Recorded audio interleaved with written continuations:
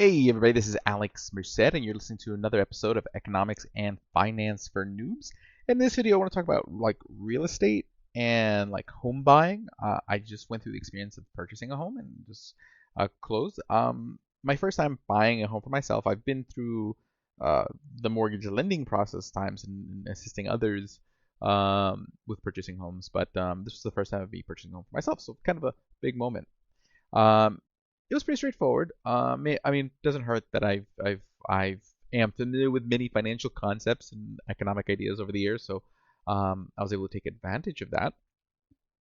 But I figured it would be good to make a video on the process for people who might be thinking about that. And if you're looking for a home in the Orlando, Florida area, I highly recommend working with Team Williams. I worked with me and my wife. We worked with Savannah Williams in the process of selecting and purchasing our home, and it was a great experience. Very helpful. It was just nice to kind of have someone who can wade through us, especially through a lot of the details I was not familiar with, like a lot of the process I was not familiar with. So it was just kind of nice to have that guidance and to have someone who just kind of was acting more as sort of a partner in the process. So if that sounds like what you're looking for in your home purchasing process, go contact Team Williams. Um, Savannah and Kathy are awesome, and they will definitely help you successfully get through the process. Okay, so with that, okay, first let's actually talk about the process. So this is like the stuff that I learned more recently. So just sort of like all the steps between point A and point B. So this is essentially like you want to buy a house. You found a house that you like. What happens? Okay, because I mean, of course, like finding a house straightforward enough. You go look at houses, but then you decide you wanted to look at a house. The first step is you're going to have to put in a bid or an offer on the house, and that offer is not. It could be there's two elements to it. Okay, there is the price of the house, and then there's anything else you include in the offer. So you might say, hey, I want to pay X price, but I want you to do what's called a concession, which means they're going to give you money back at closing. Why would you do it this way? There's a couple different reasons why you would do it this way, but one of the main reasons is people don't like when real estate prices go down. So basically, if someone sells their house at a much lower price than like what's been other transactions have been going on lately in the area, it lowers the price of anybody else who's selling their house afterwards. Okay, so essentially someone ends up lowering their price. Everybody sees like their values of their house go down because basically you price homes based on the transactions or the sales that have recently occurred in the same area. Okay, because what else are you going to base it on? It's not like stocks where there's an active market 24/7 with the active market makers, giving you a very clear price signal. So you have to use other transactions to price the thing. So if you buy the house at a lower price, then the result is you hurt other people's property values. So oftentimes that can be a tough ask.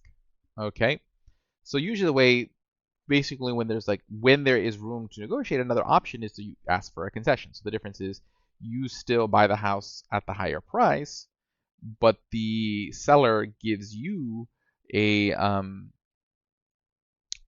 money back. So essentially, it's basically a reduction in the price. But basically, when you take a look at when people are pricing houses based on recent transactions, you still have that sticker price there too, which is at the end of the day, the value of the house is the value of the house. But these are little factors that come in because again, people saying a house is sold at 450. A lot of people aren't thinking about the concession, so it does have a psychological effect on sort of like how people price things and whatnot. So sometimes if you see a house and you think it may be worth less than the sticker price for different market conditions, we'll get into that. One approach you can get to maybe get them to take a lower price without necessarily them pushing back is to ask for a concession instead. Okay, and again, basically it's them being a wash. You bring less money at the end, but it's just a different way to negotiate it that has different sort of implications for future transactions. Okay, but you put in an offer, then basically they either come back to you with a counter offer, so there's a negotiation process, which may or may not succeed. And then if you agree on an offer and a price and all that, then the next step would be to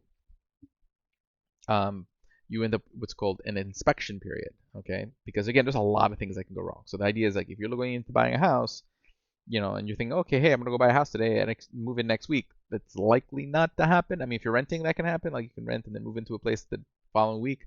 A house is gonna be a process. Okay, if you're purchasing a home, because the actual purchasing process, there's a lot of players. Unless you're paying in cash, then you could probably get it done pretty quickly. But more than likely, you're going to need a mortgage. You're going to need a loan to pay for the bulk of the house. And we'll get into the whole mortgage thing down the road as well. Okay, but essentially, what's going to happen during the inspection period, you have to spend money as a potential buyer to get an inspector. Okay, so this can be a process. So if this doesn't go through, it can really suck because then you're paying for inspectors multiple times on multiple properties. So you you do what you got to do. Okay, but you have the inspection process, and the purpose of the inspection process, from the lender's point of view, is to see, hey, is there any major problems that, because again, at the end of the day, like the people who are giving you the mortgage, they're constantly trying to assess their risk every step of the way. So they're assessing your credit, they're going to be verifying, everything about you. Okay, they want to make sure that they know who you are and then they can trust you. Okay, so having a good credit score, having verifiable employment, all these things are going to affect your ability to get a loan and a decent rate of interest. Okay. And then on top of it, for yourself, you take that information from the inspection report and can then further, basically there's another sort of negotiation period because you can cancel the deal during the inspection period. Okay, so you can be like, nah, I'm not going to go through with this. Then that's the person inspection for you to kind of have a little bit more information to know, okay, hey, this property is going to need these repairs. Everything's like this old. Is there termite issues? Is there mold? All these kind of questions. Okay, and this is sometimes you need a lot of work. Okay, there's some houses that were really nice but clearly needed a lot of work. Okay, and for the price that was being asked, like you think about, okay, how much you're going to spend repairs plus the price of the house, it doesn't make sense. But also the people who are selling the house don't necessarily want to like take the hit on the price. Because who wants to sell their asset at a lower price? But again, the place needs work. So there's that whole tension. So there's that. But once you get through the inspection period, okay, after the inspection period, and then also other things you're gonna do during that period is like you're gonna go bring money to escrow. Okay, and if you're not familiar with the word escrow means, the idea is just like you have a third party who's gonna hold on to the money for a transaction. So it's kind of like, if I promise, me and Bob decide I'm gonna sell him my TV for $500, but he's like, I can give you my TV next month, but can you pay me now? Well, I'm not gonna pay him $500 now for a TV that he's not gonna give me till a month later. So, but he's like, well, I don't want to like, I want to make sure that you're gonna be able to pay me a month from now. So what we do is we then go to Steve and say, hey Steve, can you hold on to my $500 and give it to Bob when he gives me the TV? That's essentially what escrow is. Okay, so basically, Steve is our trusted third party and won't give my $500 to Bob until there's confirmation that he's given me the TV. Okay, and once all that is done, this is also sort of the role of like transfer agents and other kinds of third parties. It allows there to be more trust in the transaction. Cool. So you have to put like a little bit of the money into escrow just to show that you are serious about the purchase. Again, at the end of the day, the entire amount of money for the house will end up getting into that escrow account. But you put a little money up front, kind of as like a good faith, what's referred to as a good faith deposit, just showing that, hey, you are serious about this. You pay for the inspection, so a lot of money is coming out throughout this entire process. Then you also got to pay for an appraisal. The lender cares about the appraisal because they want to make sure that, hey, if you don't pay them and they have to take the house from you, that they're going to be able to sell this house for at least the value of the loan. Okay, because we don't want a whole like 2008 housing crisis situation again. So generally nowadays, I don't know if you generally can get a loan for less than 5% down payment, like 5%, and we'll get into the whole of different levels of down payment thing. So the rules. It's a little bit different than it was back in like those days where like anyone can get a loan for anything. Okay, so they want to make sure that you can. That they basically trying to cover their butts. Like, hey, is this home sellable later on if we need it? if we need to sell it. Because at the end of the day, generally the only thing they can take, if you don't pay your mortgage, it'll affect your credit. That's for sure. And then if you continue to not pay it, then they'll take the house. But they won't take anything else. Generally, mortgages are non-recourse loans, meaning they cannot take anything else other than the thing that the loan was for. Okay. Um, yes. So it's not like in the 80s we had a lot more types of recourse loans, and people you see those images like the repo man who would just come in and take all your stuff. Um, I don't. I mean, I don't know if credit cards are considered recourse these days either. Um, but these are things I personally not have had to worry about, fortunately. Um, although I've definitely seen other people go through that stuff and it sucks. So moving forward, so you get through the inspection period, then at that point there's no more you can't cancel. Like basically if you cancel the transaction, the only thing that can go wrong at that point is basically the appraisal's too low. And if the appraisal's too low, then you can go back to negotiation because you have to kind of figure out how you're going to, because without the lender, the transaction falls apart. So basically, if the appraisal's too low, then either they have to lower their price or you have to bring more money so that way the lender feels comfortable making the loan. Because the lender will not make the loan for more than the house is worth, and generally they're going to want a buffer. Okay, so basically they're going to want to make sure that there's some wiggle room to lose in case the house does go down like a little bit in value, like let's say like 5% or something. Okay, because that happens. Houses go up and down 5%. Generally, they don't go down 30%. Okay, that was a weird anomaly back in 2008. Okay, for a variety of reasons, I've done plenty of videos on that in the past, which I generally still stand by, even knowing more than I did then. I still generally stand by the way I articulated it back in those days. Cool, but yeah. So then after that, it's just about paperwork and getting to closing, which just means you escrowing the rest of the money you need to bring to the table, making sure that the lender has approved the loan, and then once all that's done, everyone goes into a room, signs a bunch of paperwork, and you now own a house. Okay, cool. So now you know the process. Okay. Now let's talk about some of the other sort of like the timing aspects. Like how do I know when I should buy a house? Okay, well, there's a couple of things you have to think about. Why are you buying a house? Are you buying a house to live in? Okay, if the purpose of this is for you to live in the house, then all the time is a good time because every house is unique. Okay, so it's not like, hey, that dream house that you know is available now, that you theoretically could afford now, is going to be available a year from now when you know that, hey, maybe it might be a better market to purchase the house. So bottom line is, you have to ask yourself like, hey, do I need a place to live now, and do I want to live in the places that I see that are available? But from a financial perspective, you got to realize a couple things. There is a difference between renting and owning a house. Okay, there's pros and cons of both. Okay, I've been a renter for a long time, and one of the benefits of being a renter is you generally don't have to stress out about things. You pay your rent. You don't have to go like generally if there's a problem that is not your fault. Like generally things that are like external to the house. Then the landlord takes care of it. Or if appliances that were provided to you break, the landlord takes care of it. Generally, like you're not the person who needs to stress out about major things. It's always good to be communicative about it instead of waiting until like the last minute, so that way it doesn't become a bigger problem and a bigger expense to your landlord, because then that means a higher rent increase when your lease does come up, if they have to spend too much money on the property, because they don't want to lose money either. Who does? But generally, I find it to be a fairly stress-free arrangement, and you generally don't have too much in the way of unforeseen expenses. Okay, so those are nice things. The catch, you don't own the place. So you want a dog? Well, it depends if the landlord lets you have a dog or any kind of pet. You want to paint the place? Well, again, that's not a decision you can necessarily make. So, you're using somebody else's asset. So there are limitations to what you can do. So if you really want to make a place your own, owning it is definitely going to give you a lot more leeway to live life exactly the way you want. Even though, again, that's not always necessarily the case. If you have an HOA, they can put rules on you. Local zoning rules will put rules on you, but you don't additionally have this layer of like a landlord.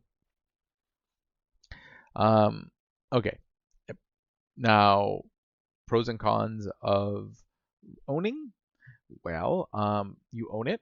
It's an asset that generally appreciates in value. I'm not gonna be one of those people who tell you that house prices only go up, because they don't, but they generally go up, you know, for a variety of reasons. The population is generally always growing, so there's always generally more people. Okay, um, so there is always a need for more housing. So the existing housing is going to go up in price.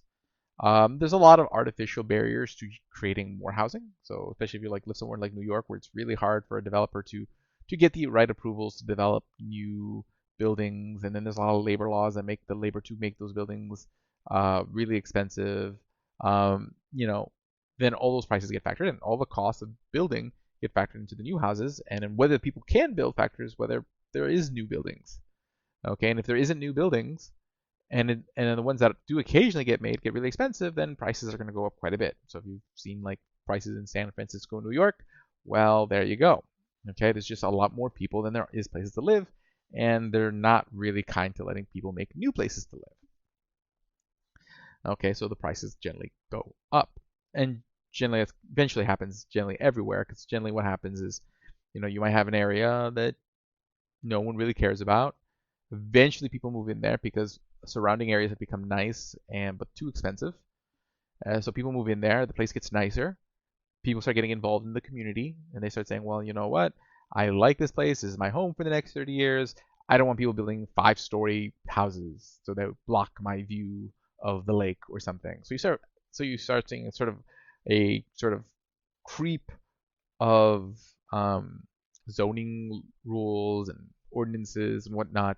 That again, eventually what happens, that area becomes hard to expand, build in.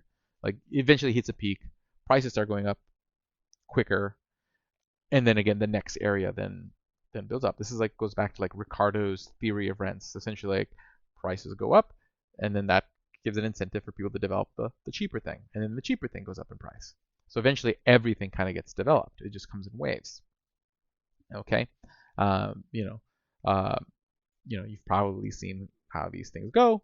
Not gonna get into the politics of it, the lot of the more trickier conversations when it comes to things like gentrification and whatnot.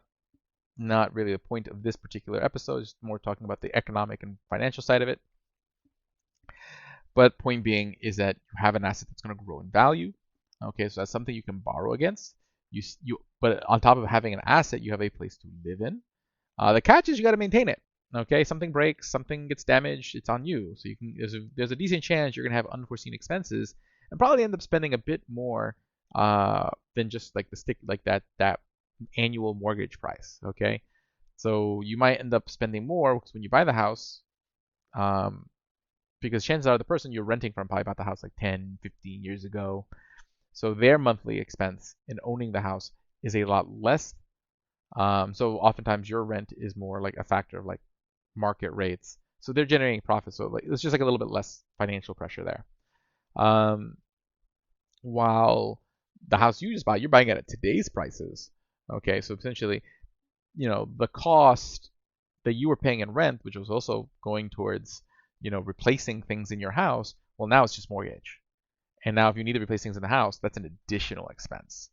So it can get expensive. So don't when you think about hey, what am I okay with as a mortgage? You got to factor in okay, hey, you might have to spend an extra 1,000, 2,000 here and there to fix X and Y.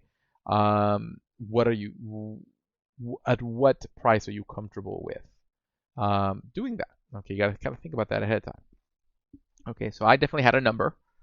Okay, I could theoretically afford a much larger number, but there's other expenses I expect, so I went with a much smaller number for it sort of as my cap. Okay, so you want to have that thought process ahead of time. Okay, because that's really the main thing to decide on. What is going to be, what do you want to be your sort of monthly? This is my cost of housing number. Okay, this is not counting utilities. This is not counting basically. It's probably going to be more than what you're paying for rent now. How much more are you okay with paying? Okay, and factor in hey, you will be unforeseen costs. It's no longer just utilities and cable you're paying for. You're also probably going to pay for landscaping. If the property has a pool, there's pool maintenance, other things that you're going to have to kind of factor in. So there are expenses. But again, you have an asset that grows in value. You have a home you can do anything with.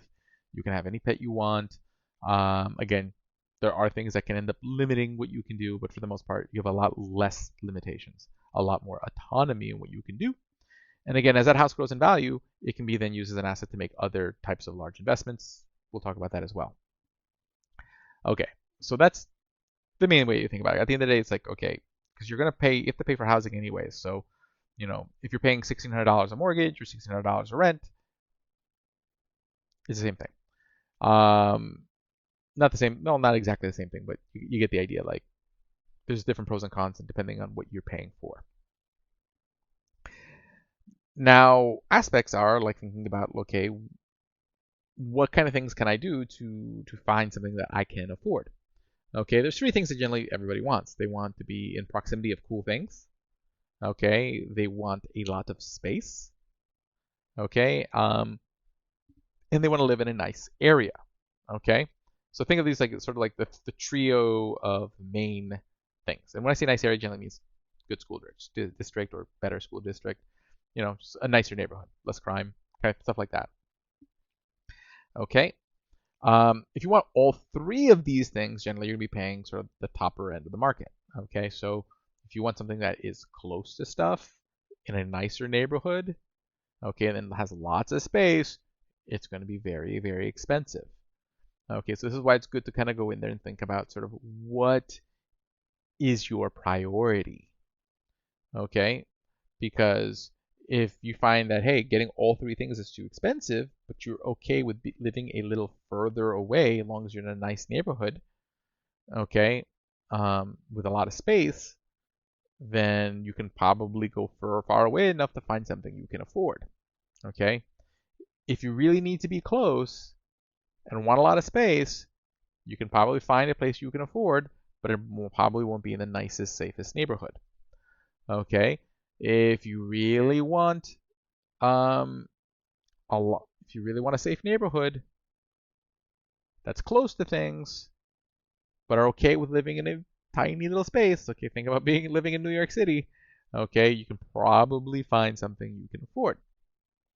Okay, but again, those are like sort of your main three. I would always think of that as sort of your three main levers. Okay, for price goes up, price goes down, and the current market. Okay, so if you're looking right now, regardless of the timing across time, those are sort of your three factors. So I can always go further away. I can always go to a less nice neighborhood. I can always get a smaller place to drag the price down. Okay. To me, going a little further away was okay. I still kind of like the area I lived in, so I kind of wanted to stay there. But I was willing to go to a little bit more out of the place area and then I did make some concessions on the amount of space I wanted, but still had an increase in space. Okay, so that's your thought process if you're already looking at houses. Now, maybe you're not in a rush to buy a house right now. Things that you may want to consider.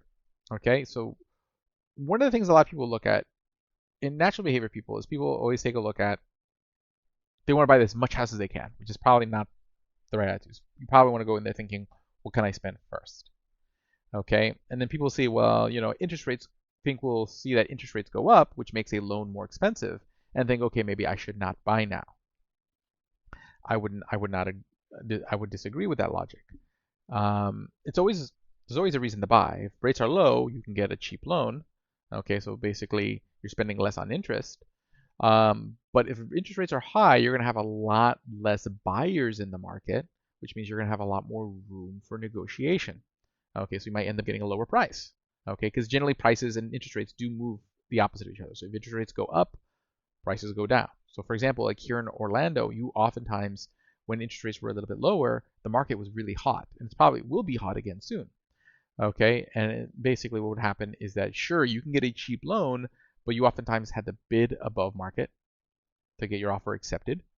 Okay, you generally oftentimes your appraisals came in below the value of the house, below your price, and there was no room for negotiation, so you would have to just bring more cash to buy the house. And a lot of times you didn't get much chance to really look at the house because it was so competitive because the access to the money was so easy with easy money, so you had prices going up really fast, and people were just buying whatever house they could find. Okay, so you had a lot less choice, a lot less selection, and worse prices in that lower interest rate environment from a buyer's perspective. Okay, you had so many buyers, it was a very seller-oriented market. Okay, now I purposely waited for like a peak in interest rates. Okay, I wanted the market to slow down, particularly because I know us as a couple need more time to evaluate what we're purchasing. We're not going to just choose something off the bat. And I want to sort of like clear financial parameters. Okay, so I waited for interest rate peak. Okay, and as expected, you had a much slower market. People were having basically had sellers who were having trouble finding buyers because people were just scared away by the higher interest rates. So I was able to get a fairly good price. Okay, I was able to walk away not, basically with a appraisal I was happy with. Okay, for the price that I purchased it at. Now, yes, I am paying more interest, but again, my principal is probably a lot lower than it would have been had I purchased it in a low interest rate environment. And when interest rates are low again, I can then refinance and basically now have low interest and a low principal. Okay, so principal being the amount of the loan, interest being what you pay on top of the loan.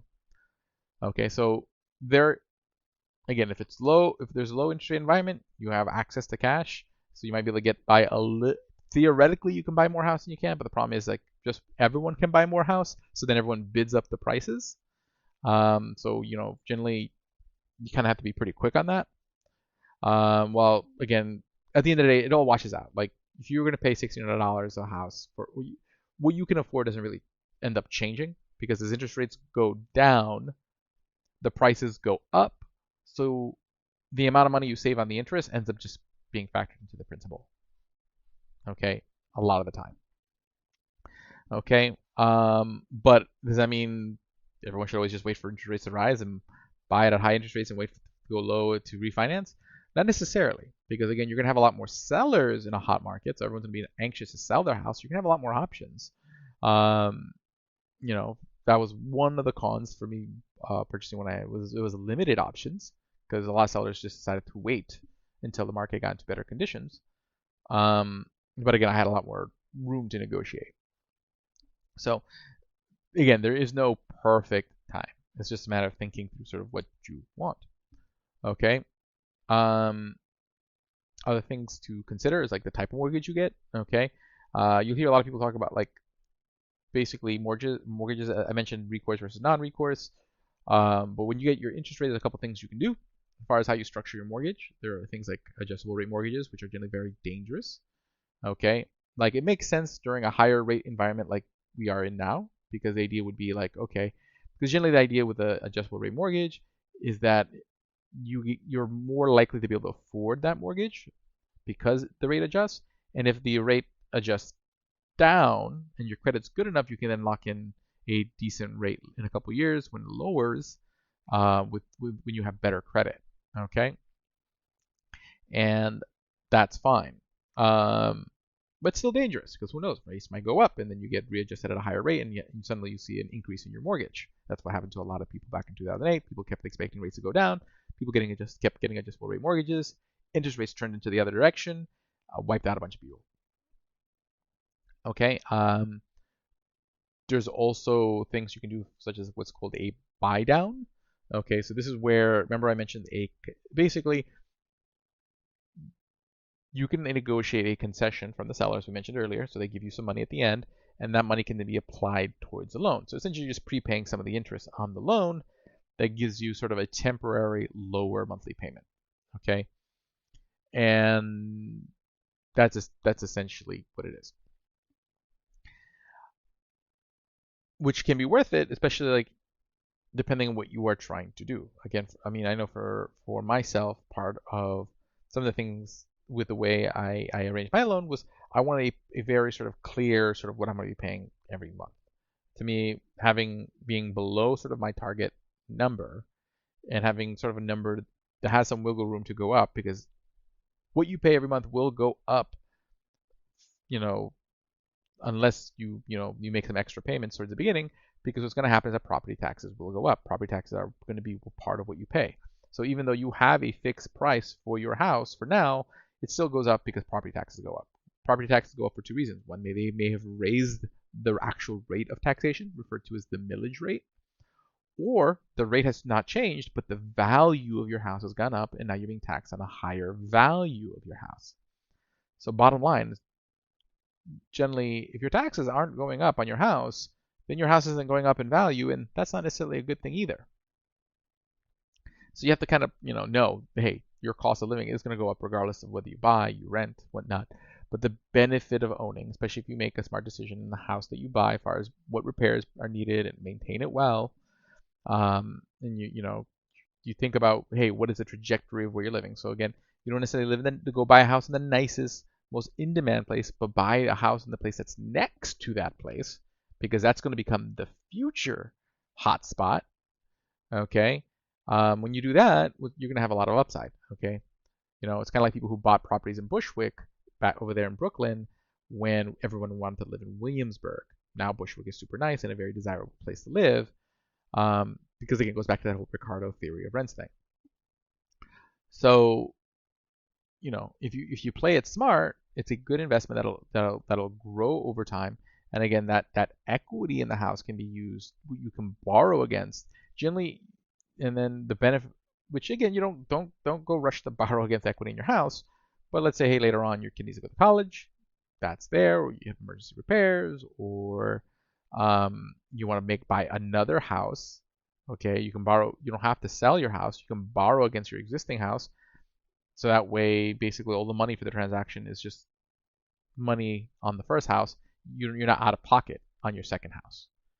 Okay, it all comes from the house that you currently have, and then you can either rent the house out or sell the house. But it becomes something you can leverage. Cool. Okay, and again, nothing in this video should be considered like a recommendation of any sort. I'm not recommending anyone do anything in particular. I'm just giving sort of advice and context and education. Okay, so make sure that you talk to like an actual realtor for the area that you are purchasing a home in. They can guide you through the process. So in this case, again, if you're in the Orlando area, talk to Team Williams. They're great. Had a very positive experience. Trying to think if there's anything else I should touch upon. So we talked about the lending side. We talked about sort of the timing side. We talked about the process.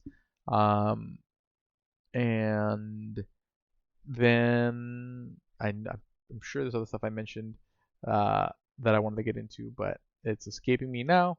But I think this gives you a decent idea of how to think through purchasing a house if you want to purchase a house. Okay. It's a worthwhile thing to do, but again, you're probably going to live in that house for the next at least 1 to 5 years before you sell it or decide to buy another house. So I waited a long time, mainly because I want to make sure that was going to be somewhere that I felt okay with living in for a while. So I got to that point in my life where I'm starting to feel pretty comfortable with the idea of planting roots somewhere. So we did the thing. So hopefully you guys enjoyed that, and hopefully this gives you some more perspective on how to think about this. Like, don't rush to, like, if you just want to buy a house for the purposes of having an investment, okay, you might, but you're not necessarily in love with the area that you're living in now, or or aren't looking to put down roots. You might just be better off buying like real estate funds, aka REITs, or buying like ETFs, buying sort of moderate growth investments and investing that money in the market.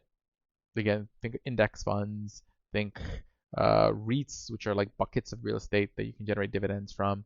These are generally like lower risk investments. They're not risk free. Nothing is risk free, but they're places you can put your money. They don't tie you down anywhere. There's no real cost to maintain them, so you don't have to worry about unforeseen expenses. And you'll probably make more than you make in your savings account. Okay, and probably make a decent amount more than your savings account. And then that way, when you do decide you make some bigger type investment, you'll still have assets you can leverage. So hopefully you guys enjoyed this. My name is Alex Merced. You're listening to Economics and Finance for Noobs. Have a great day and enjoy.